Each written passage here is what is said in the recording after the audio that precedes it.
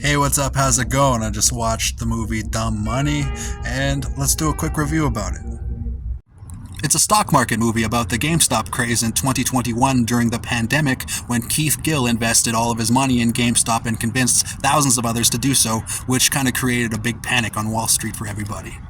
Dumb Money, starring Paul Dano, Pete Davidson, Vincent D'Onofrio, America Ferrera, who kind of reminds me of Barb in her vocal frequency. So whenever she acts, I'm kind of like, she feels really down. In this case, she was a single mother taking care of her kids and stuff like that. So when she was doing that, I kind of, had the feelies for that because of the fact that, we have a kid together and she's a single mother trying to take care of our son and stuff like that. And I know she's probably going to get married and all that shit to whomever, but the point is, America Ferrera has like the same vocal frequency as Barb, and not to mention there was like Nick Offerman and also like the legendary Seth Rogen. So that was one of my main buy-in to the movies, was seeing Seth Rogen in the movie, and I figured, what the hell, I'll go see it. I have to go see it because it is kind of about wealth fantasy with a little bit of a political aspect. The fact that it's a little bit political means that it gets dry once in a while, but overall the fact that the normal people like you and I get rich in the stock market in the movie, and at the same time like the billionaires that are silver spoon fed and all that stuff, they kind of start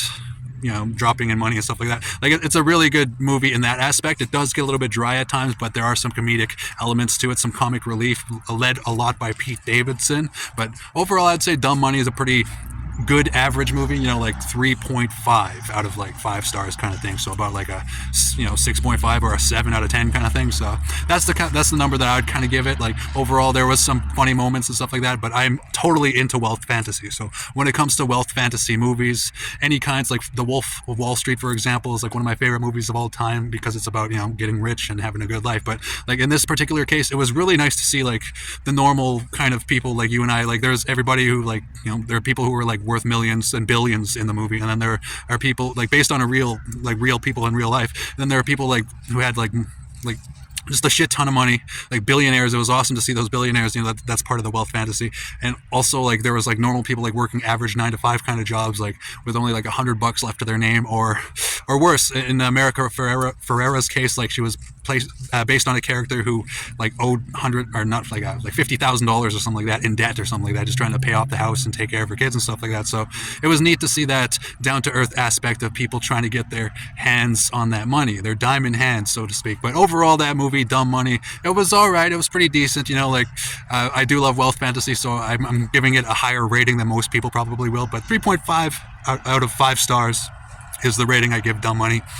As a huge Seth Rogen fan, it was neat to see him in that kind of character. And it was great to see Paul Dano leading this great ensemble of characters and this cast, right? Like, it was great to see Paul Dano at the head of it. And, Paul Dano was kind of on the map since The Girl Next Door with Alicia Cuthbert, or in Prisoners when he was with Hugh Jackman and Jake Gyllenhaal there. Like, he did a really good job in those movies, but it was great to see Paul Dano, step up to the plate and lead this ensemble cast. But again, 3.5 stars out of 5. Dumb Money, go check it out, see it for yourself. That's the only way to do it when it comes to the movies. But I love wealth fantasy, so I'm giving it a high 3.5 out of 5 stars. Dumb Money, go check it out for yourself. I kind of liked it. So anyways, thanks for listening. Cheers. P.S. It's great to see Clancy Brown is still acting. He's the guard from Shawshank Redemption, so it's great to see him around still acting. Great job on Clancy's part. And also the soundtrack for Dumb Money. It was actually a pretty good soundtrack. Started out with that one Cardi B song where she says that her pussy makes everybody's pull-out game weak, and it had Seven Nation Army in it, and as well as it had some Meatloaf in it. So the soundtrack was pretty fucking awesome as far as Dumb Money goes.